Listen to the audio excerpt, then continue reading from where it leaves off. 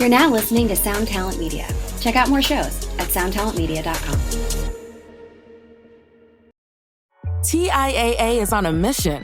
Why? Because 54% of Black Americans don't have enough savings to retire. So in collaboration with big-name artists like Wyclef Jean, TIAA released Paper Right, new music inspiring a new financial future. With 100% of streaming sales going to a nonprofit that teaches students how to invest. Stream Paper Right now and help close the gap. What is up, everybody? Welcome to another episode of the podcast. Thank you so much for coming back. Or if it's your first time, thanks for hanging out.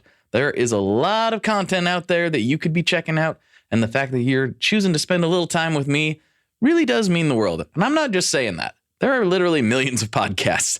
So thank you for carving out a little bit of your day to hang out. This week, I'm talking to Joey Sturgis. If you have heard that name before, it's probably because you've seen his software company floating around on the interwebs at some point. They make a ton of different plugins, sample packs, that kind of thing, and every single thing that I've gotten to check out so far has been absolutely phenomenal. We get into all that, but we also get into his production history and how he got started recording and producing bands. All of that good, juicy background details that I know that you all love.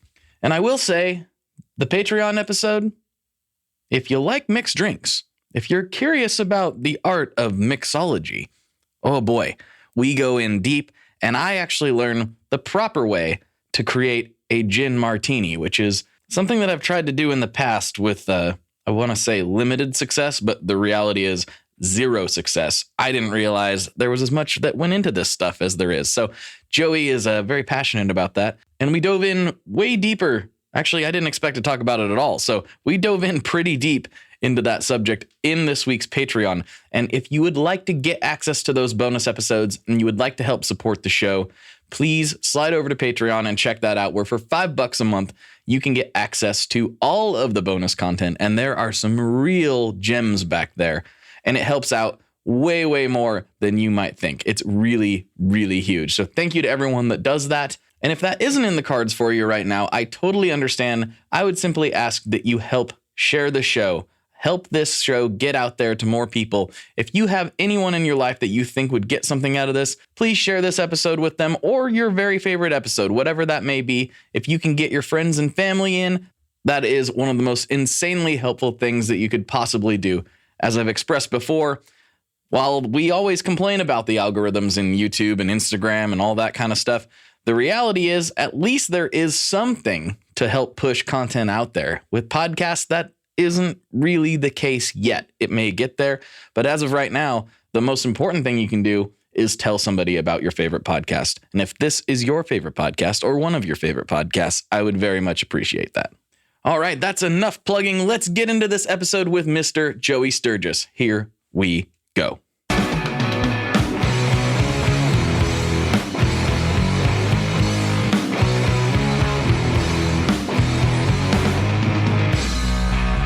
Hello, everyone. Welcome back to another episode of the Tone Mob Podcast, the show about guitar stuff occasionally, sometimes. I'm your host, Blake Weiland, and with me today, I have somebody I've been wanting to talk to for quite a while, Mr. Joey Sturgis. How you doing, dude? Oh, I'm good. Thanks for having me. Also, I recognize that PV logo on your hat. This one gets some comments. Yes. That brings back memories of me being a 9-year-old lifting up a stage monitor to help my dad set up live sound. Whoa. So you've been doing this. That's actually a great jumping off point. I wanted to get into your backstory. It sounds like that started real early. Yes.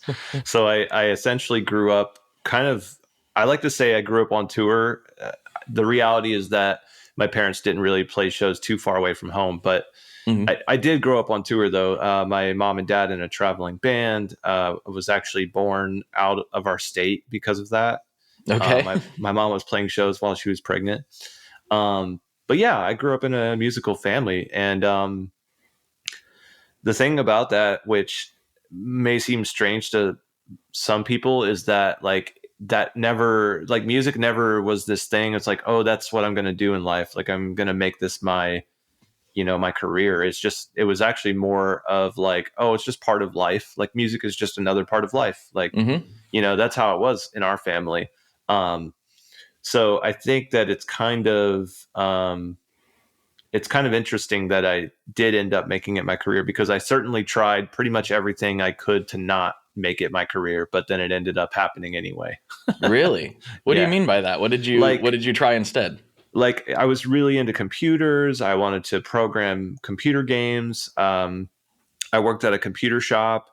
I really loved everything to do with computers, but the shift from analog to digital in the music production world, I think, is what sort of brought that back into my life, to where it's like, oh, you can mix computers with music production, and here's how. And it's like, that kind of brought me closer to it. But yeah, I wanted to be a computer programmer, and I would spend my days programming websites, making video games, even making little viruses for my friends, like. So I was really into the computer science, but long story short is, eventually became a producer, right? Then it all came back and all blended together when I started a software company, Sturgis Tones, where we make audio software. So it's kind of a beautiful, like, synergistic thing of all the different things that make up who I am, ended up all meeting together and making, what I do now a possible thing. That makes so much sense. What actually pulled you back in, from the computer side? Obviously it came back later, as you just explained, but what pulled you back into music once you were trying to program games, you were trying to do this other thing, but somehow just when you thought you were out, they pulled you back in? So what was that? Well, as a teenager, you're typically kind of bored, right? Like, you're always looking for something interesting to be a part of, something interesting to do. And gaming is, different than it's different now than it was back then. Like, gaming definitely had like a social element to it online, but it kind of was like, these are my virtual friends. They're not my real friends. Right. Mm-hmm. So you find yourself wanting to do something social, and music, being in a band and playing shows and doing that kind of thing was part of that for me. And then of course I was experimenting with recording and production and mixing at the same time, just for fun. And those things sort of just eventually met together, right? Like, you're in a band, you're like thinking, oh, well, I could record our demo, right? And then you do that, and then another band hears it, and then they're like, where'd you record that demo? And like, oh, I just did it. And they're like, whoa, would you record our band? And then you do that, and then one thing leads to another, and now you're recording bands on the weekends, and you're quitting your job because you're making more money doing that. And people liked what I was doing. I didn't know what I was doing. I was just trying to figure it out, just like anybody else. I just had a knack for it. And I think my underlining skill that makes me so good at this is that I'm just like a natural problem solver. So like, when I hear that the vocal doesn't sound the way that I do, I don't like scratch my head and go, maybe it's the microphone. I like try to fix the problem or troubleshoot what it is and come up with a solution, right? And that's my first job, being at a computer shop. I was troubleshooting and repairing computers. It's a skill set that you need to, like, in every aspect of my life, I use that skill set. I use it for making plugins. I use it for producing bands. And so it just naturally came to me. And I think it's part of why I was able to go from a garage with crappy equipment and figure out how to make a great sounding records, because I just troubleshooted my way all the way through it. What kind of things were you using when you first started recording your band, for instance? Was it one of those giant digital Yamaha recorders, or what era was this? Let's see. We had one of those like Behringer, like 8-channel mixers with dirty pots. We had some fake, I think they were Behringer. I don't remember the brand, but it was like a preamp, but it had like a fake tube in it. Oh yeah. Okay. At the top. Yeah. So we used those. And then, like, I remember one of the most annoying things I ever had to do was, like, when we would record the toms, we would mic each one up, but it would go through the mixer. But since we were using like an Aardvark Q10, we only had like 8 XLR inputs.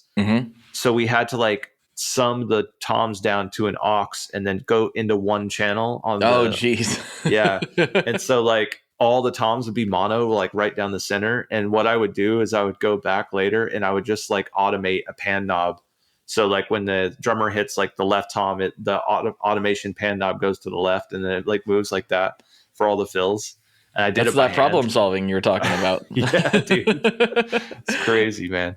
That's crazy. Oh, so you were going into software at that time though? Like it wasn't Oh yeah. some No, outboard I never did out of the box like a true analog recording. I never was a part of that. And I've only got to do it twice in my life, really. Is one time I recorded some stuff for Asking Alexandria record at NRG, and we used like all the outboard gear for that. And then I also did like a drum sample pack with a drummer named Miles McPherson. Mm-hmm. And for that, we went to Reba McEntire's studio in Nashville, and we used all outboard gear for that. Well, that's cool. Yeah, that was sick. But other than that, I haven't been like an outboard kind of guy. Like I make plugins, so I'm going to use plugins, right? And that's just part of the like generation that I'm a part of has been that. And I've never really even used like good microphones either. Like I would record an entire album just on like an AT3035, like, you know, one of those like $400 condenser microphones, and just call it a day, you know? Yeah. I mean, if you can get the results you're looking for out of it, then why bother, right? It's not necessarily about the gear. It's how you use it. It's how you go through, which, you know, sounds kind of weird for me to say with this background I have going on here, but yeah. And I have friends that are like super gear nerds, like my buddy Joel. Like every year he's like, okay, I'm going to sell my lunchbox and I'm going to buy a console. And then like the next year he's like, I'm selling my console and I'm buying another lunchbox. He's just, you know, going back and forth all the time. So we talk about gear. I know about gear, but it's just like whenever I sat down to make a record, I never felt the need like, oh, I need a magic black box to turn knobs with. Like I always felt like just get capture the source, I guess, like in a pretty good way, the best way that you can, that you know how. And then once it's in the computer, you can do whatever the hell you want with it. And that's just kind of, I've been always at a rush to get it in the computer so that I can like play around with it. That's been my playground. So that's a good thing to kind of segue into your thoughts and opinions on basically recording guitars now is, in my opinion, just substantially easier than it's ever been as far as getting a good sound at a reasonable volume, like even just in your house or your apartment or wherever you're at. You can get really, in my opinion, really great sounding guitars that just weren't even possible 10, 15 years ago for your average person. And like, how is that translated into your workflow? Because you could do kind of whatever you want, but I'd be curious to get your take on that. Yeah, it comes down to the creativity now, I think, because a lot of the barriers are removed, right? Mm-hmm. The technical barriers are really kind of not there for most people. Like, I mean, you know, there might be some people who still can only afford like free plugins, or like, you know, they have a $200 guitar that doesn't sound the greatest. And so those people have some barriers. But, you know, there's amp sims out there that are, you know, now created with, well, we could really get deep into this, like, you know, the software, the software for amps and for guitars and guitar tones, typically up to this point has been based on what we call white box modeling. So white box modeling is essentially knowing how the circuit of the original amp that you're trying to model, knowing how that circuit works, knowing what components are in it, and then being able to replicate what those components do and how they interact with each other inside of a virtual place, like inside of software. Mm-hmm. And that's what we've been doing. I mean, that's what all the products that are out there are kind of based on white box modeling. And it can get really good, especially when you learn that about 80% of your guitar sound is going to come from an impulse response anyway. Right. So like, get a good combination of white box modeling and a really good set of IRs, and you can kind of go nuts from there. Now, though, we're starting to see a different type of modeling, which some people are calling it black box modeling. And that's kind of like a combination of white box and bringing AI into the mix, bringing neural networks. being able to not even know what was inside the amp, but still be able to recreate its sound by doing neural network training on those tones. So yeah, it's an interesting time because now there's going to be a lot of products coming out that have this black box modeling in it. And actually we're working on a product right now, and it'll be out in a few weeks. We've been working on it for 2 years. It's got some neural network tone matching technology inside of it. But to your point, now anyone who has a computer and a guitar can just plug into their computer and pretty much get like a badass tone if they have the right software and they know how to play guitar. Like, so what's the next leap for us? And I think that next leap is, okay, what do you do with the technology? What do you do with your creativity? Because it's not so hard to have 5 different guitar tones on one song. What kind of doors does that open up? Has anyone experimented with that? And I look at people like, to inspire me, like Devin Townsend, for example, just doing the craziest production and like off the wall songs that go to crazy places. And it's like, that is what I am excited about, is we have all this technology and we have all these tools that make it so much easier to create music. So now use it to do something really, mind blowing. Right. I think that's the whole purpose of it, is that these tools are just a means to an end, but what is that end? Right. And that's up to you to figure out and decide and create. And what's really cool about the digital world is I think we are roughly in the same age ballpark wise. And I started, kind of like the tone journey with guitar and like, oh, wow, look at these pedals and tube amps. Whoa, this is so cool. And at the time, most of the knowledge was still like around mic technique and like recording the actual guitar sound and then getting that into the box and messing with it later. So I very much came from that same mindset of grab it as accurately and as best you can, but make it good before it gets to tape or to the computer. But now I'm intentionally like going direct in. I'm using the Boss tube amp expander all the time just because I'm like, I can have my cake and eat it too. I can play these amps I like and they respond the way I want them to. But then I can throw like 20 different cabs on them if I want. And just things that the magic of the digital world, I think, is doing things that are literally impossible or very, very, very, very difficult in the quote unquote real world. In fact, there's lots of stuff that is impossible. You can't, I use several different plugins and it's like, I can run this amp into another amp if I want to. Right. Yeah. Literally can't do in real life. So, or like if you wanted to plug in your guitar into 2 different amps, like in the real world, you have to use a splitter. But like most consumer or prosumer splitters, like are going to not make the signal go into those 2 amps correctly. And you need to have like a really expensive splitter to do it the right way. It needs to be grounded and all this, maybe even like active, to not have any kind of signal loss. And then you also think about how like there's the idea that you could reamp stuff. But as soon as you've taken that recorded DI and digitized it and then bring it back out into the analog world, it's not the same anymore. I don't care who tries to sell you a reamp box. And I don't care if the reamp box goes to 11 instead of 10.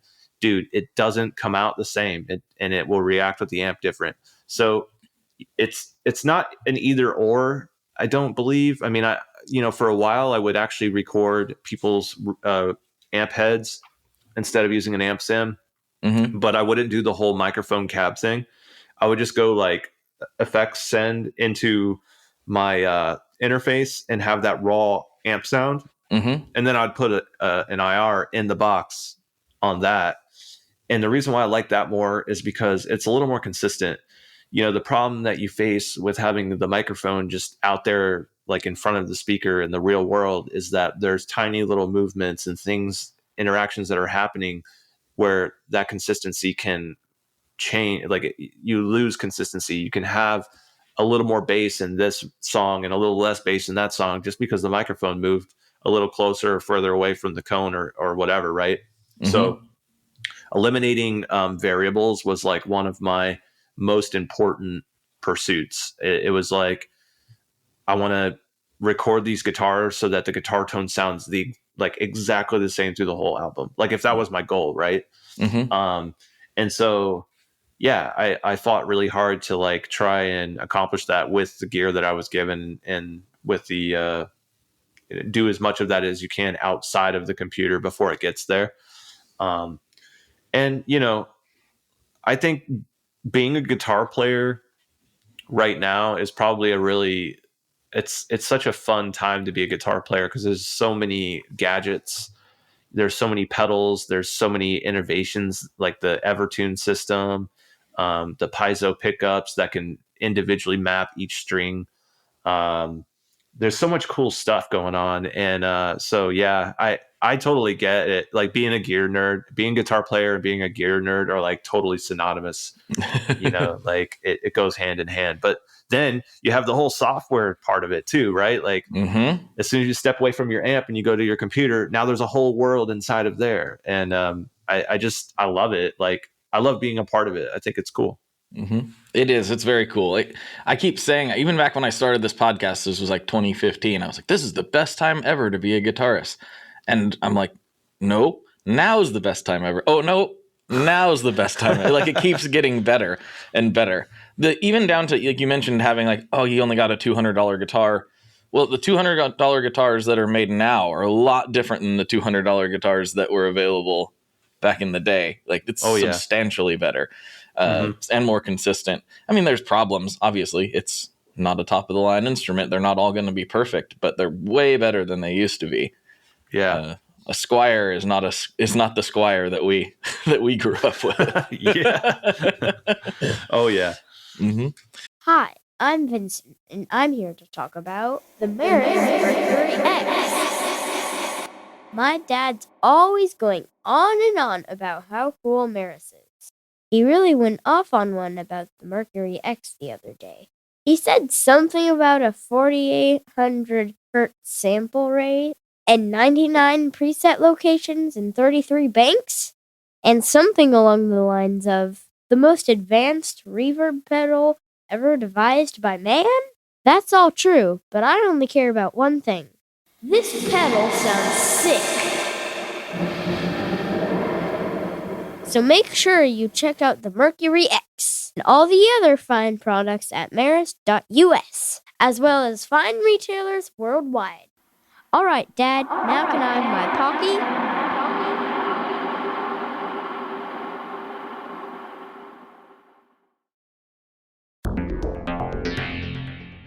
How exactly do artists get their music on Spotify, Apple Music, Deezer, Tidal, all these services? How in the world do you get your music there?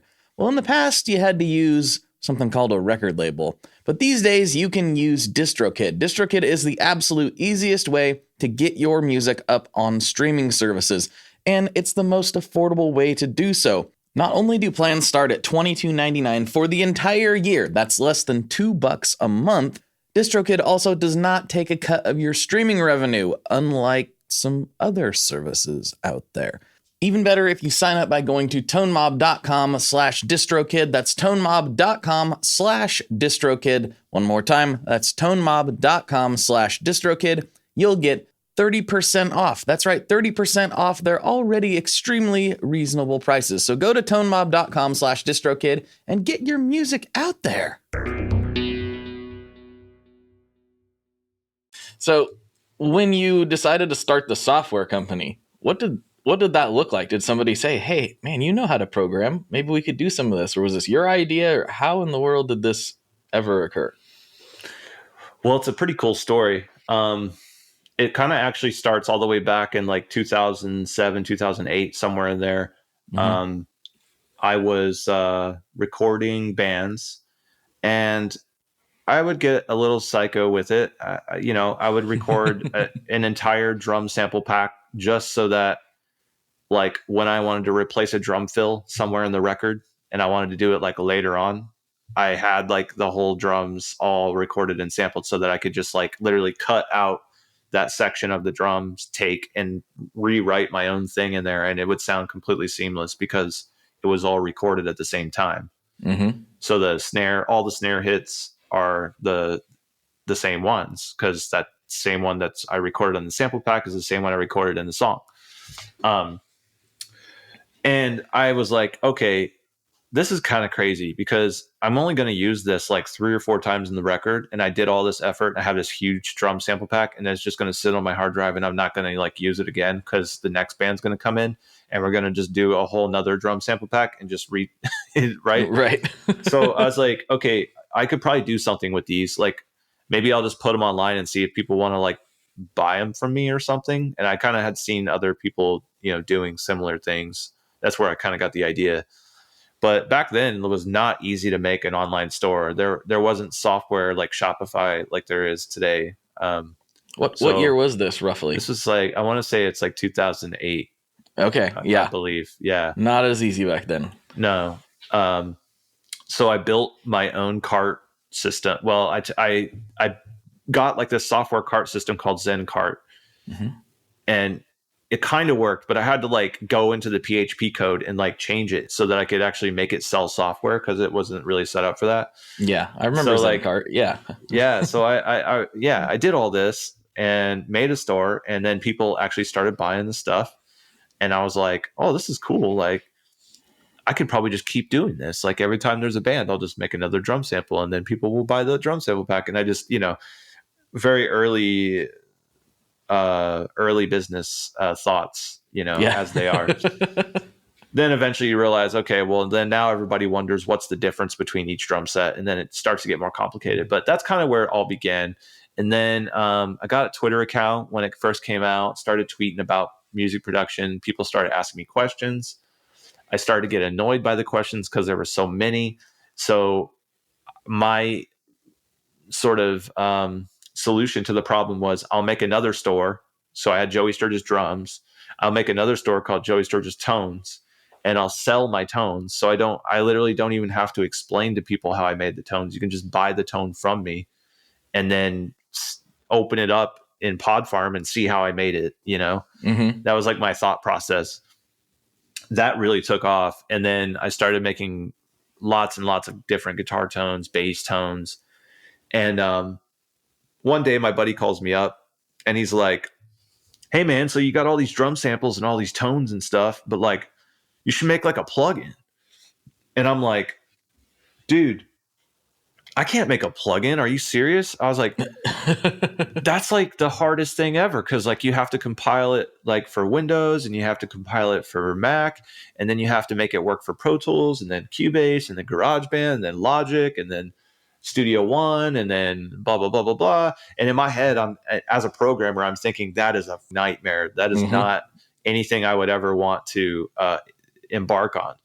So I just wrote the idea off, and then a couple of days go by and I actually have like a week off in between bands because there were some scheduling conflicts.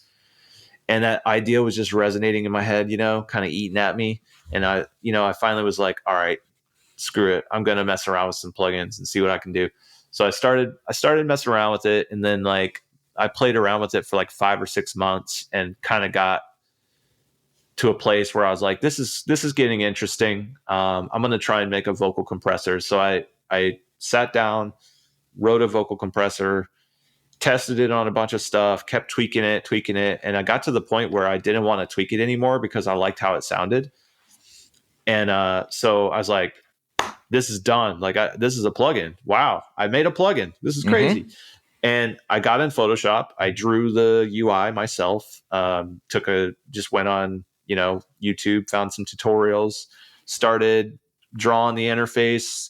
I found some, royalty-free knobs that I could use, so I didn't have to create the knobs from scratch. Mm-hmm. Drag and drop those in there. All right, cool. And then eventually I was able to compile it out. And at the time, I had only put in the work to build a Windows only 32-bit VST, which only worked in Cubase.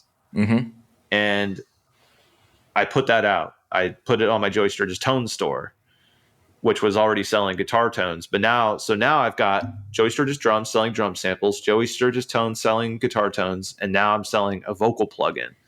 This was like next level stuff going on at the time, right? Because you really only had like Waves was like the big plugin juggernaut. Mm-hmm. You had Slate like kind of starting to get some of his plugins out there, and then you had like me, and maybe there's a few others in between, but that was kind of like, at least in my head, how it looked for my community, is that it was like I was starting to make plugins now. This was crazy. So yeah, that one was a huge success. And about 3 or 4 days later, I was like, okay, I got something going on here. I got to find a programmer to help me like convert this so that it works for Mac. And so I reached out to some people. Somebody took the job, and then the rest is history, man. We compiled it to different formats. We improved the performance of the plugin, and then I had my first like real software product. That had to have been a really weird feeling, like especially looking at Waves at the time and going like, wow, they've got all this stuff and it's generally pretty well regarded by most people. And now seeing what Slate's become, and just like having been a part, and now like there's so many plugins out there, like plugin companies popping up all the time. But having been a part of that first run had to have been a very strange feeling, a good one, but I imagine it was pretty weird. Yeah, but at the time, I was literally so obsessed with everything in the box, like I was obsessed with plugins, like to the point where I'd be like, oh, it's so stupid that they put the knob right here. Like, so in my mind, I'm thinking like, I know that I can do this better because I can think of 10 things that are wrong with every plugin that exists. That's how like detailed and obsessed I was with the whole thing. So to me, in my own perspective, I was like, I'm going to do this better than these companies because I think I could just, I could make the design better. I could make it simpler. I could make it sound better. I had that ego, enough of an ego to get it started. And then, and a lot of the first, batch of products kind of came from that mindset. And now it's a lot more approached as, okay, we are a software company. We create software for users. So now we think a lot more about the user experience. It's not me being so like, oh, I can make plugins better than other people. It's more like, let me create like a really good tool, a solid tool that somebody could use to like break down those barriers and get closer to their creativity.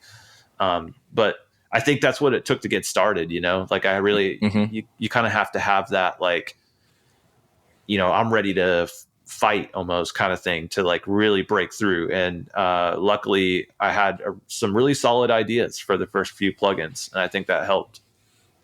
You explained the process for that first one, and that totally makes sense. I can imagine you sitting at the computer and doing all this like plain as day.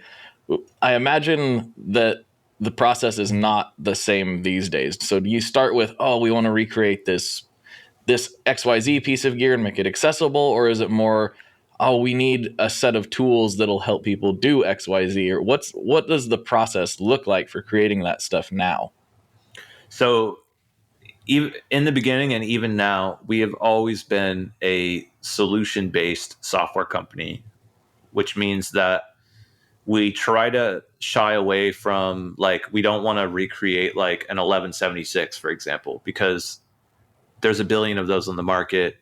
And honestly, like the way that I thought of it is like, that doesn't make sense. Why would you start a plugin company, right? And then emulate an 1176 when a lot of people who would use plugins don't even know what 1176 is. They've never touched one. They don't know what it sounds like, and they don't even know how it works. So why they would want one? Yeah, why would they want one? Why would they buy one? My thought process was, people know that they want to record their vocals in front of a mic, and then they want it to sound like this, but they don't know what happens in between.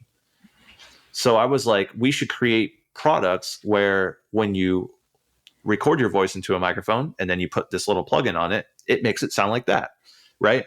And so I always go for the problems first. What are the problems that people have and they don't understand the techniques or sometimes even the tools that you would need to accomplish the result? And how can I create a tool that bridges that gap? And, that's worked pretty well for us. And like even our whole line of our guitar software line is called ToneForge. And the whole idea is to like give you every tool that you would need to actually create a mix ready tone. because it's not just like when you're listening to a mix, it's not just the guitar going through the amp, going through the cab, going through the mic, and then just sitting there on a track. Now, there's all kinds of stuff after that. Like there's an EQ sometimes, there's exciters, there's limiters, there's compression. There's different things that are making that guitar tone sound the way that you love the sound on the records that you love. And so even our Tone Forge line is the same thing. It has the limiter built in. It's got the EQ built in. It's got the pedals. It's got the amp. It's got the cab. All the things that not only the guitar player would use, but also the things that the producer would use or the mixer would use to create that final mix ready tone. And that's just been our approach for every product. It's like start with the problem and then create a nice, concise solution for it.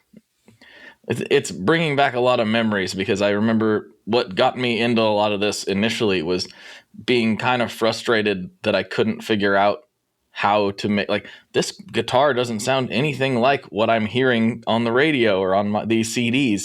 I'd ask my dad, who was a guitar player, but not into gear at all. He just liked to play acoustic guitar sometimes. And I'd be like, how do I get my guitar to sound like this, drop-tuned corn song or something? And he was like, I don't know. Is that even a guitar? What is that? Yeah. And then I would, this is early internet, so I'm looking, trying to figure it out, and going to Guitar Center and trying different things, and like, no, none of this works. And even like finally getting a decent setup in my bedroom, like nothing sounds like what I'm hearing. So what is all of that? And it took a long time to realize that there was a lot going on other than the guitar and amp, which is obviously very important, but yeah, compressors and delays and who knows what else going on in post-production makes a big, big difference. But it's interesting that you decided to break it down almost for people like me back then. Like if I had access to this software and stuff, maybe the guitars would have sounded a lot closer to what I had in my head / was hearing on the radio. So do you like, when you're designing, say a pack for a specific purpose, maybe the user doesn't care what an 1176 is, but maybe you take some characteristics of that and build that into the chain in a simpler way for them to use. Is that the idea?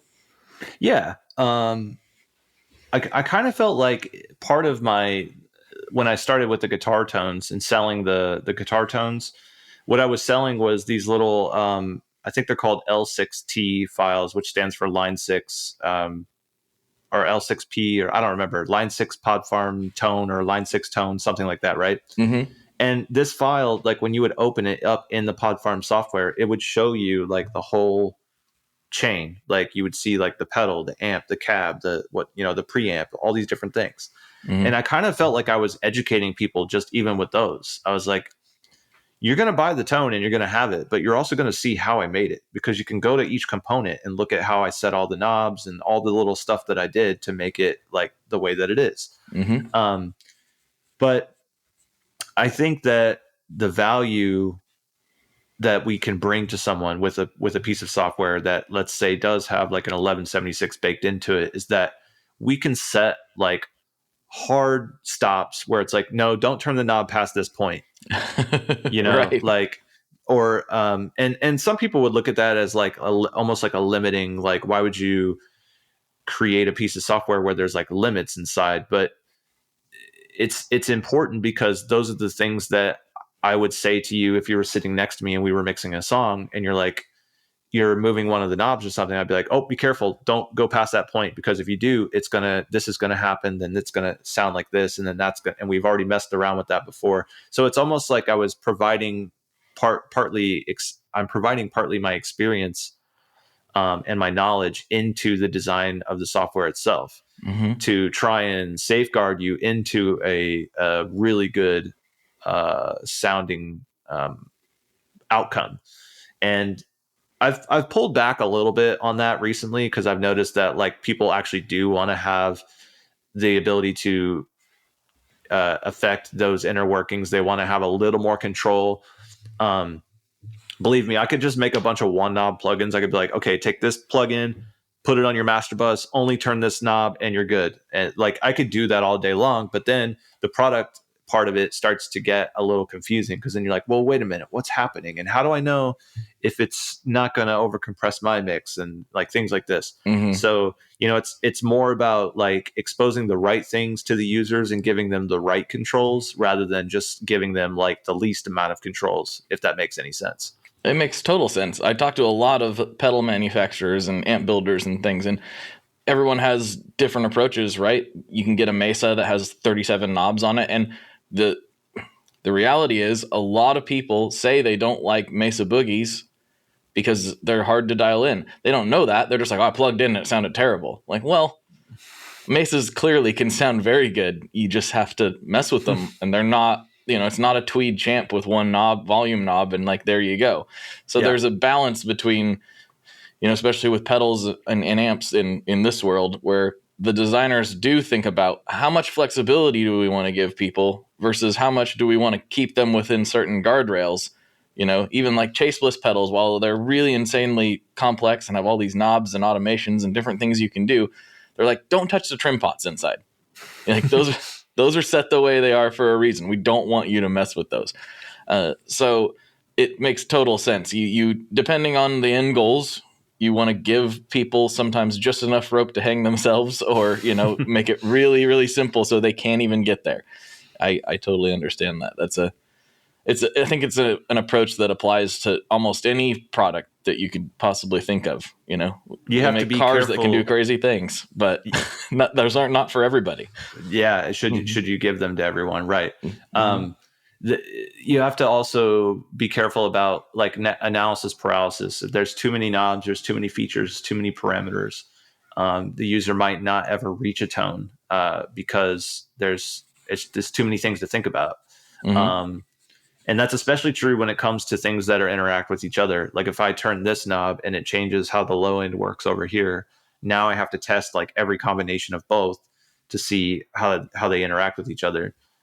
So those are the kinds of things that we simplify in our software. Like if there are two things that would typically interact with each other in a non-linear fashion, then we try to figure out, okay, what's a relationship that we can create for these two things to boil it down into one control or a series of options.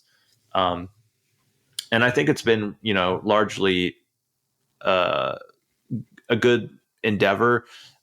Like, it's a good use of our time, but what's been an even better use of our time, sadly, but it's true, is to just make good presets. Because if you think about it, like the way that you explore a piece of software is just by clicking around the presets and then going in and fiddling around with the fine tunings and things. 100% every single time. Yes. So, the measure of is this software good or not really kind of does come down to like the presets. But if you're like, if you're a guitar player and you have a YouTube channel and you're making a video about a piece of software, I feel like you should dive into it, because anyone can just download the free trial and check out the presets. That's not what I'm here to watch your video for, right? I'm here to see like what's your idea of this plugin? Like how do you think it works for your sound? That kind of stuff.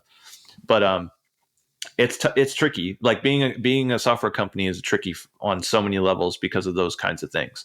And I just hope that I somehow reach the people who look at what we create as a creative tool or an inspiring tool that gets them to the next part of their creativity, rather than like, well, is it the best recreation of a JCM 800? I don't know, man. But like, does it help you write music? Like, that's kind of where I care. Right. And what is the best? That's always the thing. This is the best XYZ. Well, maybe for certain people it is. I know a lot of people that love tube screamers. Outside of tightening up something high gain, I don't really have much of a use for them personally. But people, one of the best selling pedals of all time, clearly they work for a lot of people, just not necessarily for me in most use cases. So the best tube screamer is still not the best pedal for me. Best is such a subjective thing, right? Yeah. We are brought to you today by Sweetwater, specifically the Gear Exchange. You may have heard about this. This is a place where you can go to buy and sell your used gear. Maybe you got a pedal over there that's just kind of collecting dust. Maybe there's something you've been eyeing from the Sweetwater catalog. Well, right now is a great time to turn that unused gear into something you're actually going to use. Even better, if you sell on the gear exchange, you can keep 100% of the sale as long as you choose a Sweetwater gift card as your payout method. That is not too shabby because, let's be honest, most of this buying and selling we do is just to fund new gear purchases, and that is a great way to reach a wide variety of customers and keep 100% in your pocket, or rather on your pedal board. So go check out the Sweetwater Gear Exchange and turn that unused gear into something that's actually going to help you write that next huge riff.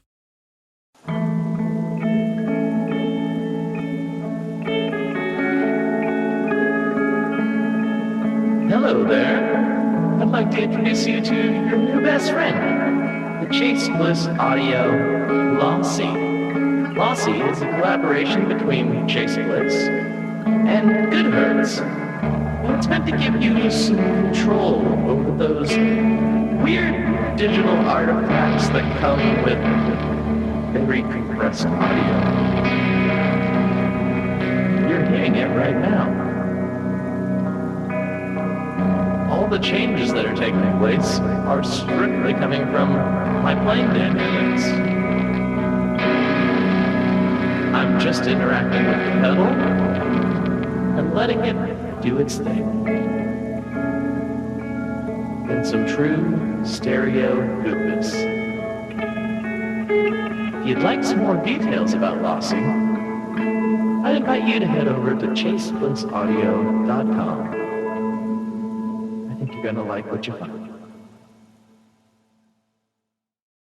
But anyway, sidestepping a little bit, because we've talked a lot about the software company, and obviously that takes up an enormous amount of your mental capacity and energy on a daily basis.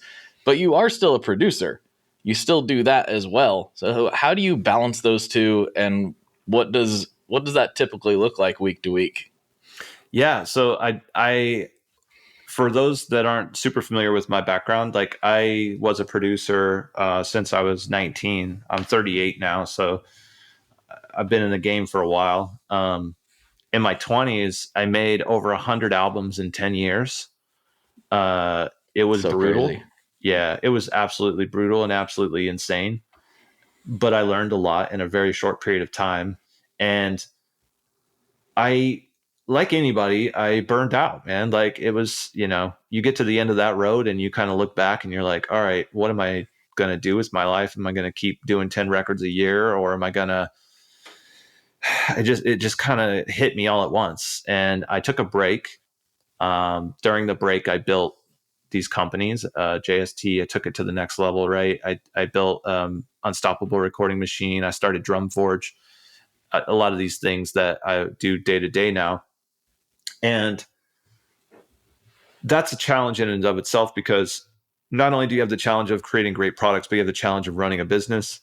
I'm the type of person that needs to be challenged, or I get very bored very easily. Mm-hmm. So I get involved in things that are complex and are challenging. Like one of my hobbies is mixology. I love the balance of flavor, trying to create really nice cocktails. That's a whole rabbit hole that will probably last me for the rest of my life.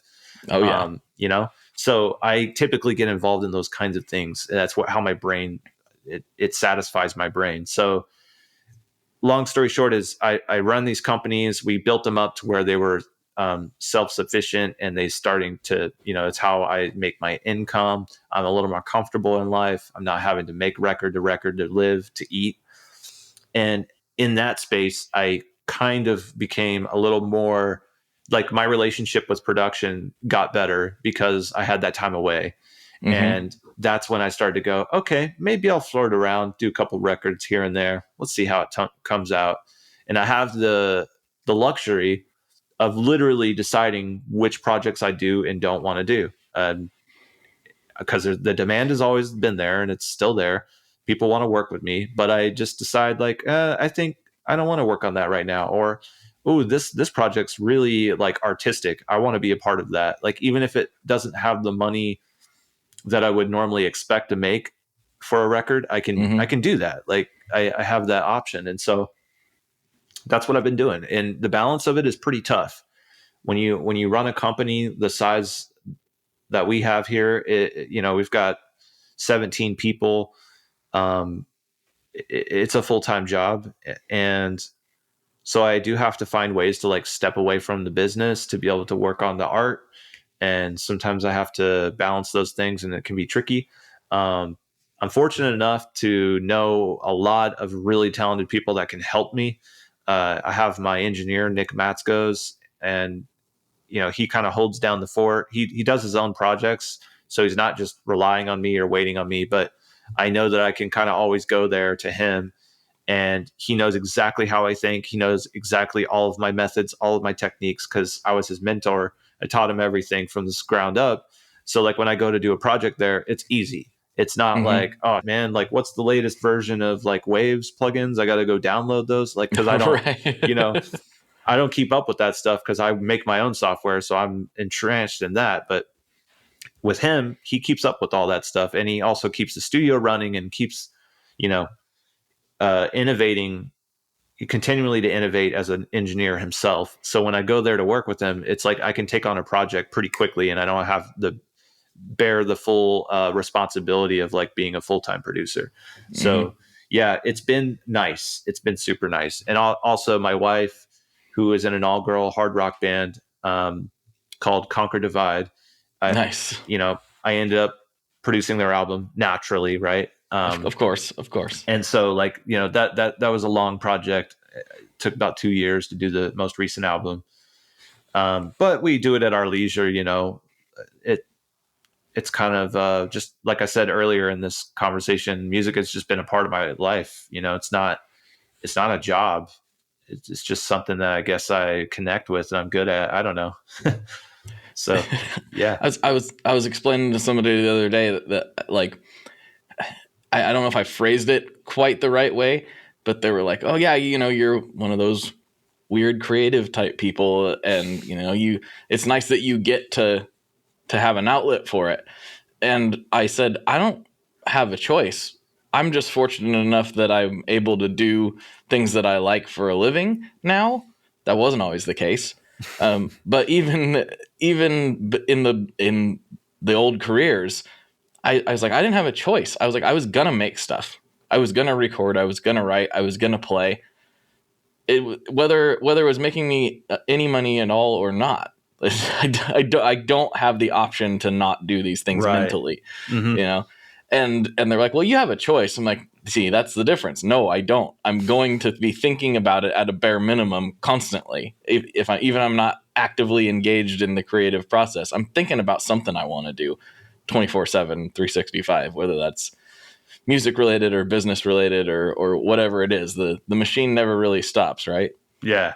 Absolutely. I mean, and that's the thing that's so cool about music, though, is that it has all these different angles to it. Like, it has a social aspect that, like, as soon as you walk in a room and there's another musician there and you're a musician, it's like, boom, instant, right? Like, instant connection. Awesome. Yep. What's your favorite record? Yeah, you're instant buddies.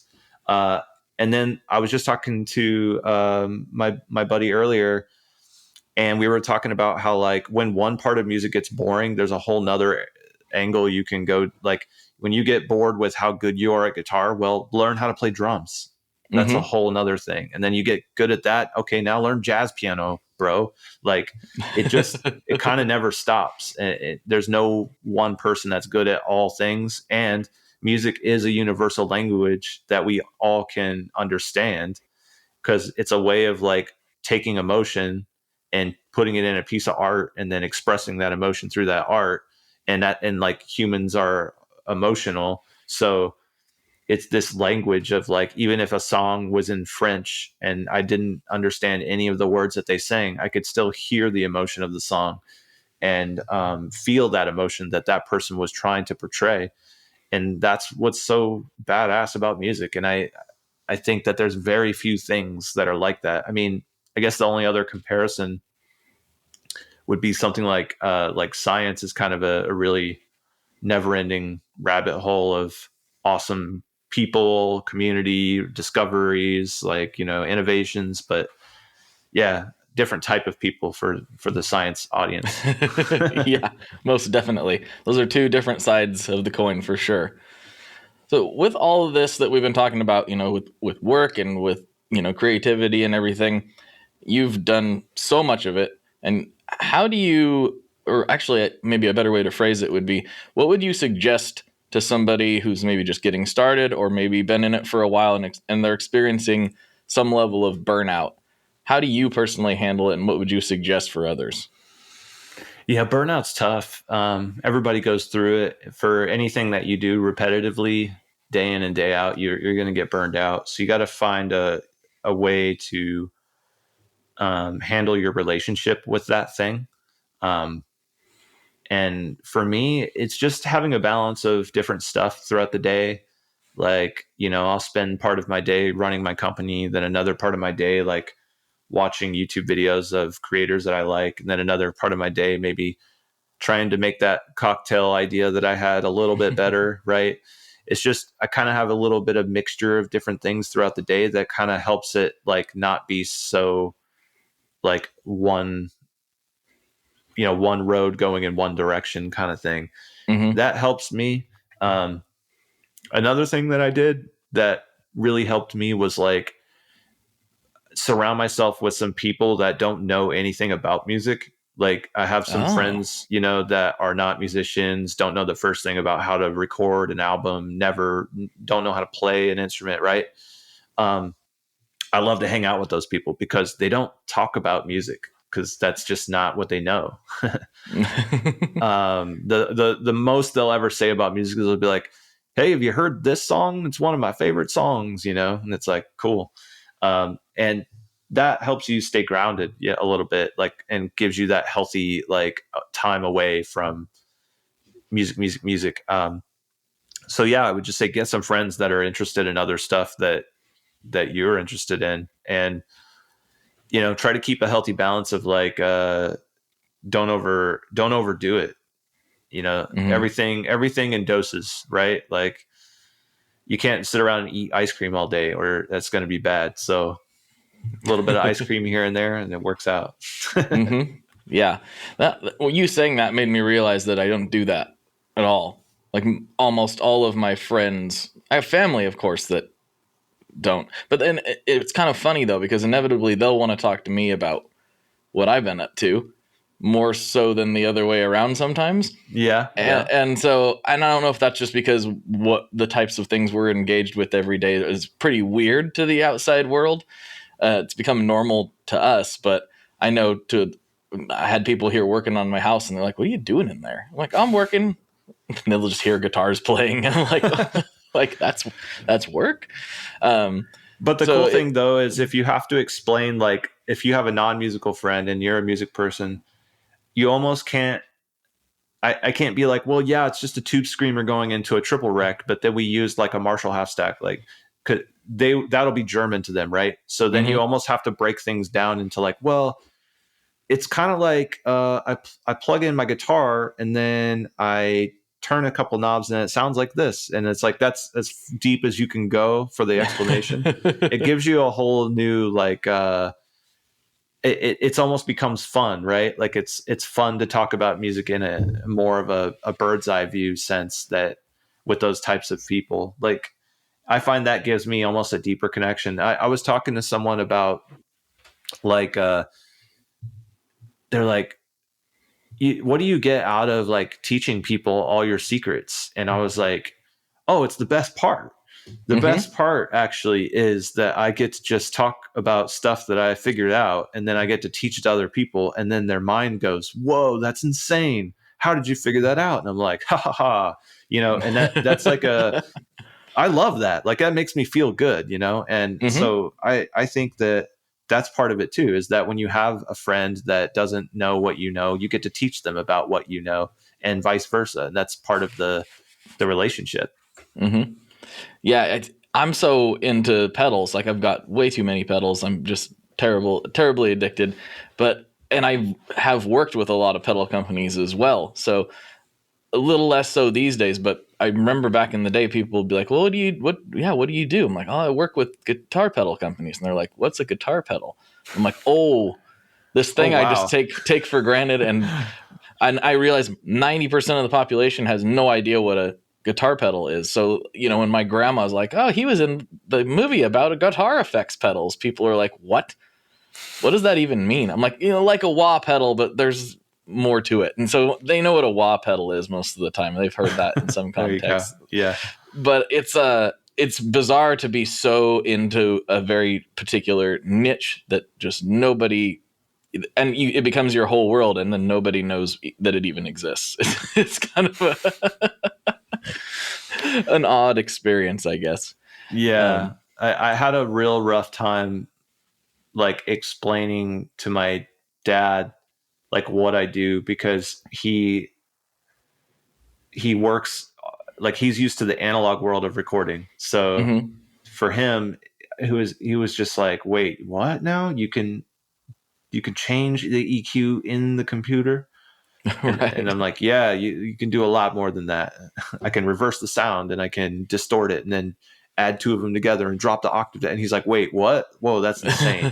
So yeah, like to get him to understand that I actually like create software products was tough in the beginning. So I had to like basically teach him like, okay, open your laptop. There's a little app in there called GarageBand. Open that up.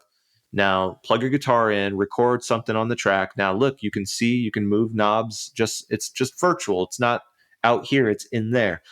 And then I finally got him to where he was recording his own little songs and stuff, because he's a brilliant guitar player, songwriter. Like he's not so great at recording. I got really good at recording because that's what I obsessed over in my 20s. But my dad didn't obsess over recording when he obsessed over guitar in his 20s. That's why he's really good at guitar. But once I got him going on those songs, like I was then able to send him software that I made, and then he would use that software on his song. And it was kind of like this really beautiful thing. That's so cool. Yeah. That's incredible. Well, we are getting down to the last few minutes here of the podcast, and I have a couple classic questions I like to wrap these up with. But before I do that, I like to give the guests the opportunity to kind of take the stage, shout out anybody they want to shout out, your grandma or your aunt or whatever. You can plug anything you want to plug. The floor is yours now to talk to a couple thousand people. Oh, that's awesome. Well, now I have to say hi to my mom and my aunt. But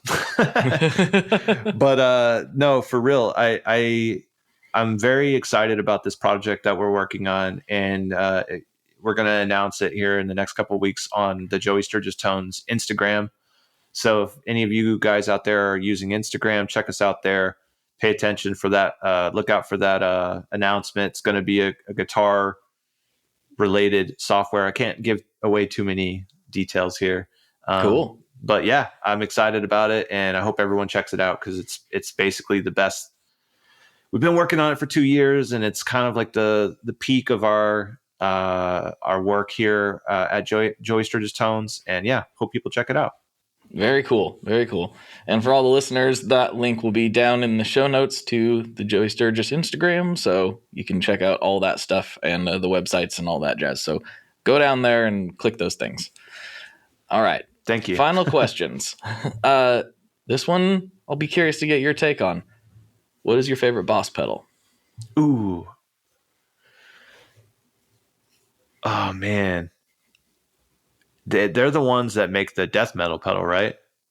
I think DOD did the death metal. Oh, it's DOD. Yeah, okay. But Boss has the HM2, which is famously used in a lot of death metal and black metal. So, yeah. I mean, I remember the Boss delay. What is it called? DD3? Yes. Mm-hmm.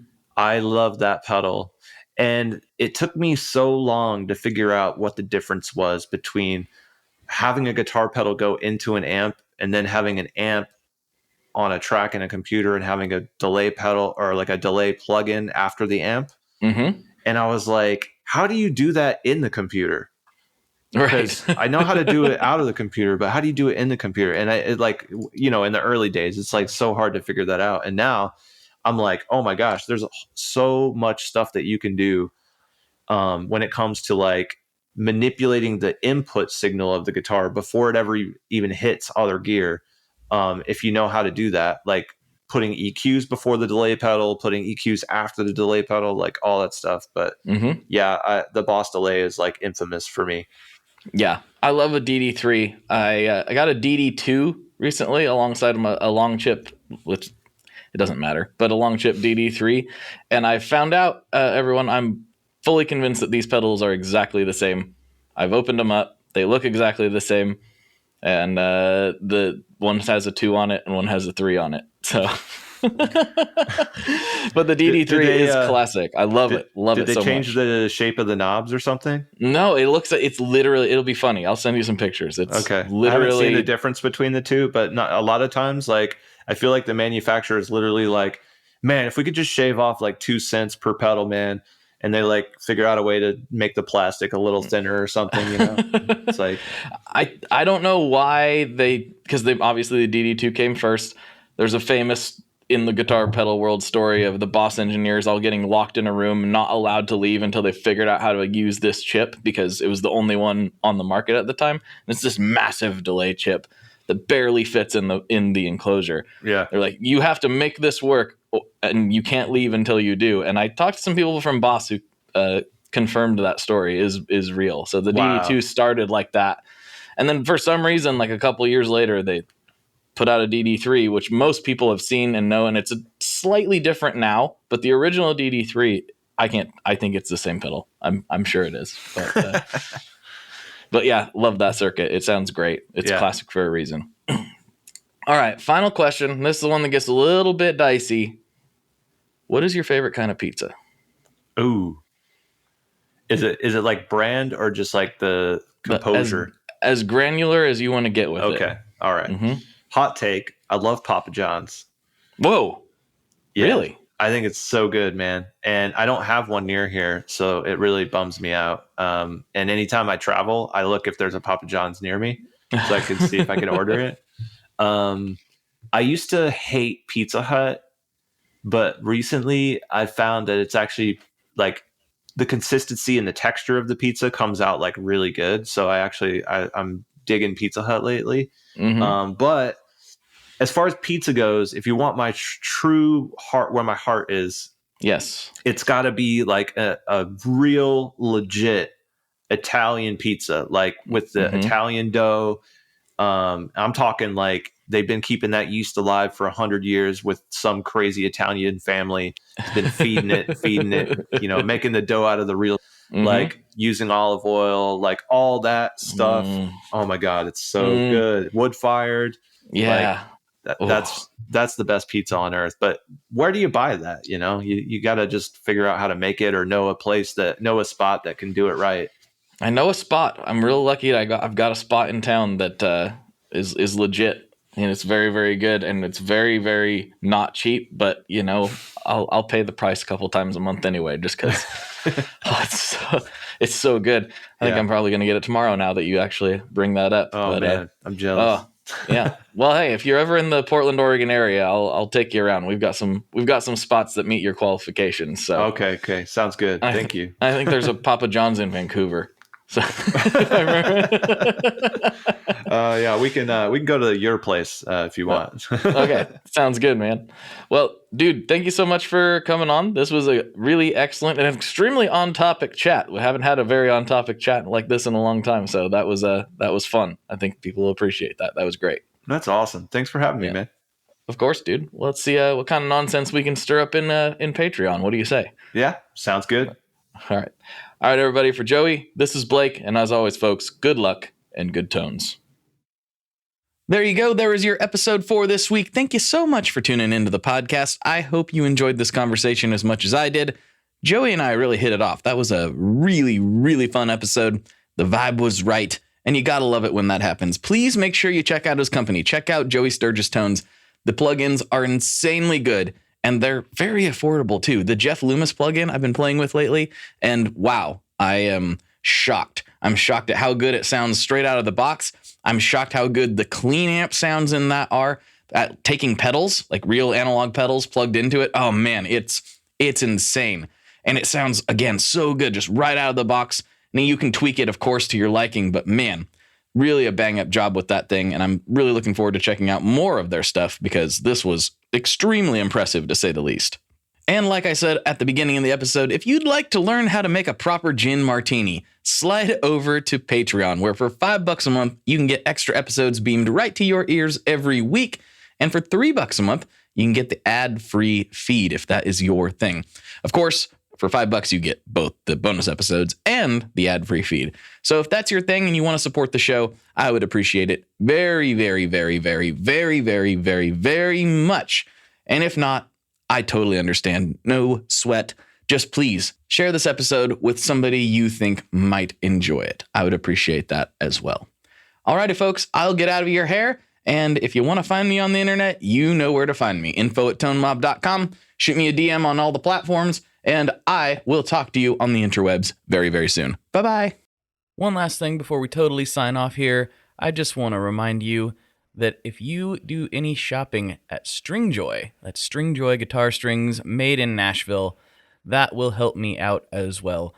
As I've said for years, I'm heavily involved in that company, and I really do think they're making the best products on the market. So if you would like to try custom strings, go to tonemob.com/stringjoy and check them out today. I seriously love what the team down there is doing. I help them out with all kinds of things, and by you supporting them, you are also supporting me as well. And hey, you need some strings, so why not get some custom strings just for your guitar and playing style? Again, the link for that is tonemob.com/stringjoy, and that will take you right to their website, and you can do all your shopping through there, and that will help everyone involved out. So thank you very much. Talk to you next time.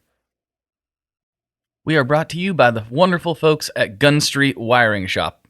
Yes, Gun Street Wiring Shop. I've talked about them before. I used to say based out of Bend, Oregon, but guess what? Sean moved to my neck of the woods. Sean's in Portland. Sean is awesome and has helped me with a bunch of stuff lately. And if you have wiring needs for your guitar, he can help you too. If you want to get weird with it, he can get weird. If you just need to spruce things up a little bit, there's your guy. He takes all the guesswork out of doing your guitar wiring, and he makes it simple, and his customer service is top-notch, and I can't say enough good things about Gun Street as a company. I really respect Sean and what he's all about, and the product is top-notch. I've got 3 different guitars that now have Gun Street harnesses in them, and I could not be happier. So go to gunstreetwiringshop.com and check them out.